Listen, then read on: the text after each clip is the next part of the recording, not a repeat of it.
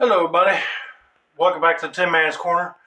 I'm your host, Jeffrey Tin Man Taylor, and today I'm going to be reacting to a tailored animated video for you guys, and it's the evolution of Super Mario.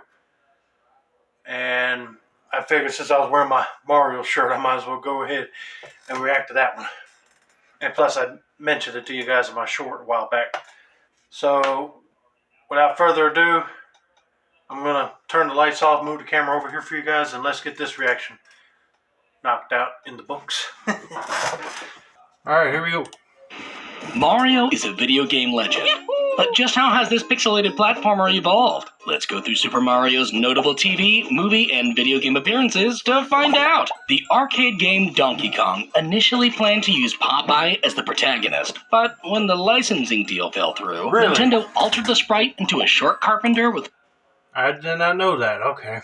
I don't know why they wanted to use Popeye against Donkey Kong when he's a different character for a different franchise. But anyway, let's continue. A large nose, wearing blue to match his charming mustache, and donning a bright red hat and overalls. The Japanese box art depicts him as a creepy pale old man, while the American counterpart is lankier, with rosy skin and white gloves. Okay, also worth noting, this game's instructions referred to this hero as Jumpman, a purpley version of this box art Almost, he does look like an Italian plumber, though, that way. But anyway, let's continue.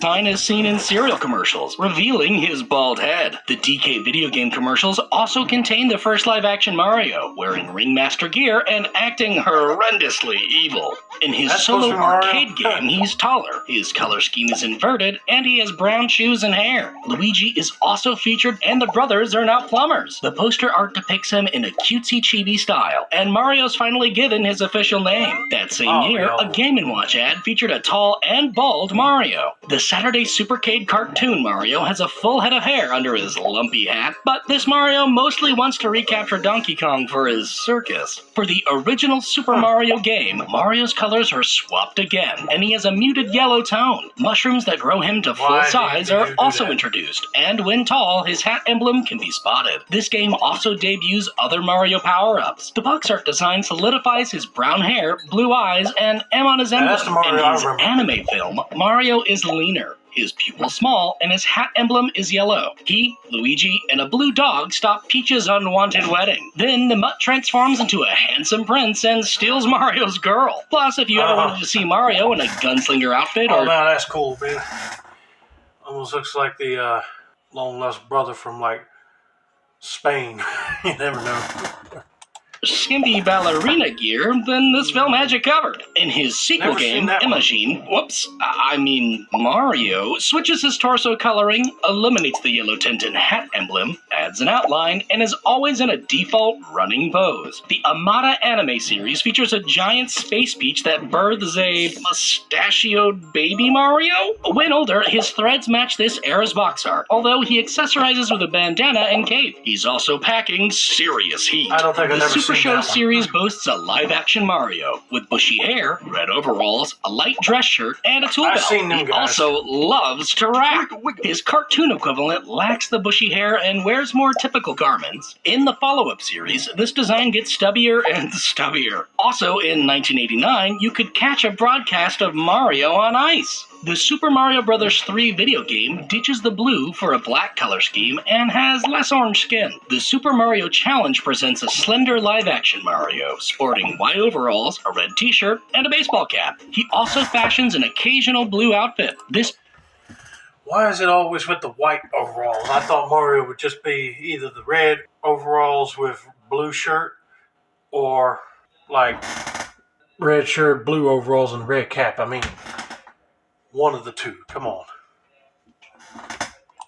Mario pits children against one another in video game battles. His next game, Super Mario World, contains a more detailed sprite, which returns the emblem and adds white gloves. In the live-action film, he mostly wears street clothes, but also suits up in fancy footwear, a yellow club suit, and finally a scuffed red and blue jumpsuit with a... Now that makes him look more realistic. Instead of wearing overalls like a plumber, he's wearing coveralls like a mechanic. But they had to make Luigi more younger in this film, and Mario's like the older brother, which is fine, but just looks weird though. And Luigi don't have a mustache. utility belt, and flat cap. He additionally fashions a rainbow belt and has special boots for extreme jumping. This film finds him, Luigi, and Daisy facing off against the... See what I mean? He's much younger. And I suppose that's supposed to be their Princess Peach in this version.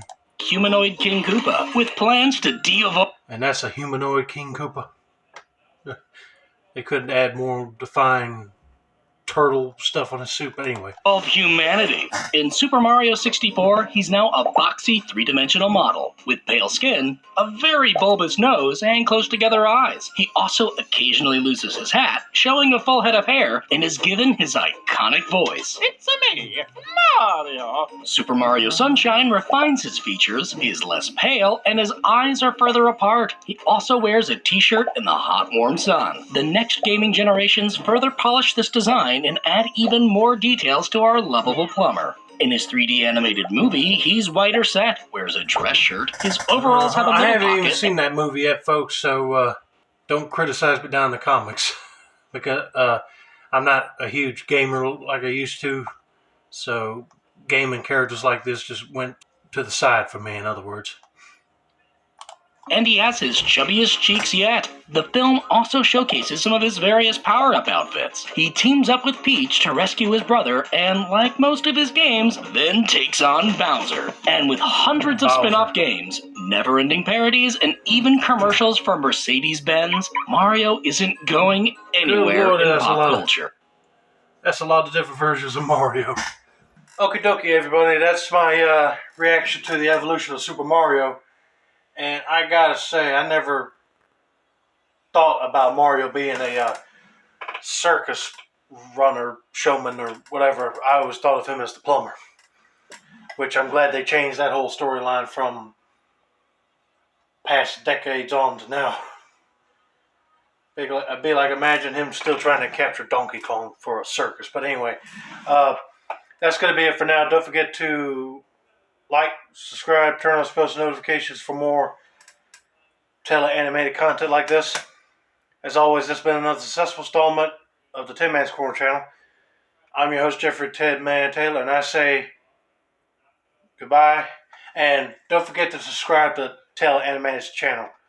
He's got some amazing content on there. Go like videos as well.